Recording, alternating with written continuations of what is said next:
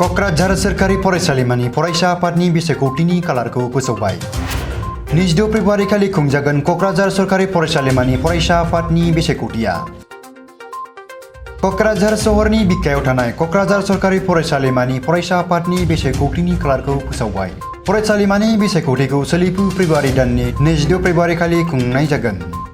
Team इउनाइटेडआ let's make Kokrajhar government college great again स्ल'गानखौ लानानै खुंनो लानाय क'क्राझार सोरखारि फरायसालिमानि फरायसा आफादनि बिसायख'थियाव बादायगोन। बेनिनो लेङाइ आफादगिरिनि मासियाव बिजाथि महरै गसंदों अनामिका बसुमतारी। जेनेरेल सेक्रेटारिनि मासियाव बिजाथि महरै देरहासात बसुमतारी। एसिस्टेन्ट जेनेरेल सेक्रेटारिनि थाखाय भास्कर ब्रह्म। लेटारेरि सेक्रेटारिनि थाखाय सुफुं बसुमतारी।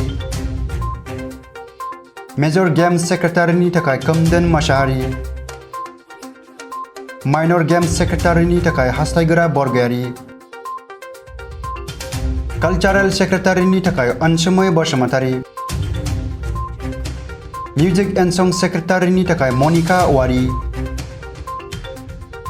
डिबेट एन्ड सिम्प'जियामनि थाखाय क्लाउडियास बसुमतारी। ससियेल सार्भिस सेक्रेटारिनि थाखाय जाह्नबी नार्जारी।